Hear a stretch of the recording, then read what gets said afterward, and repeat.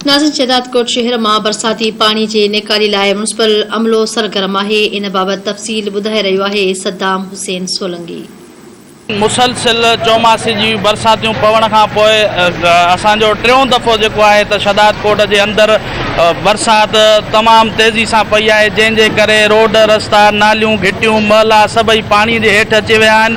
हिन वक़्तु असीं हसन अली शाह रोड ते मौजूद आहियूं, जिते पानी जी गंदगी ज़्यादा आहे, पर एडमिनिस्ट्रेटर अमन यार काड़ो उते पहुची वियो आहे। पंहिंजे अमले समेत अचो त हुन सां ॻाल्हि ॿोल कयूं त संदसि छा चवणु आहे। इतने जो कुछ करणो आहे उहो मूं ते हक़ भी आहे हिन शहर जो, ऐं मुंहिंजो अमलो 24 आवर हिते हाणे सर्विस ॾिए थो। तव्हां मीडिया वारा सभु इन जा गवाह आहियो।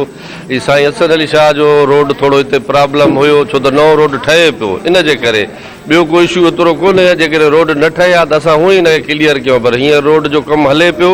वरी मथां हींअर बि बारिश हले थी, मुंहिंजो डोज़र मुंहिंजो स्टाफ सॼो अमलो हिते मौजूद आहे। इंशाअल्लाह ताला ही रोड त क्लियर थी वियो आहे। थोरो अल्लाह जो शुक्र आहे जो हींअर असां कंट्रोल कयो आहे। को बि कंहिं रोड ते एॾो इशू कोन्हे। जिते अगरि बारिश जो पाणी आहे त उनखे जल्दी निकाली कयो ऐं शहरनि खे तकलीफ़ न थिए। कोशिशि कयूं था अल्लाह करे कंहिंखे बि तकलीफ़ न अचे। ऐं मीर साहब जो बि इहो ई हुकुम आहे त जल्द अज़ जल्द जंहिंजो ई मसइलो हुजे उहो हल कयो वञे। कॾहिं बि बरसाति जो असांखे निकाल करे कोन ॾिनो अथऊं। हीउ पहिरियों दफ़ो आहे। असां अहमद यार साहब जा निहायत शुक्रगुज़ार आहियूं। सो ये गंद जेको आहे, पानी जेको आहे, असांखे मलेरिया बीमारी को बचाए करे इहो कढी ॾिनो अथई। असां हुनजा हुनजे टीम जा निहायत शुक्रगुज़ार आहियूं। महीनो गुज़री वेंदो हुयो, 5 ॾींहं ॿिया गुज़रींदा, पोइ पघार ॾिनी वेंदी हुई। हाणे इंशाअल्लाह पहिरीं 2 तारीख़ पघार थी वञे।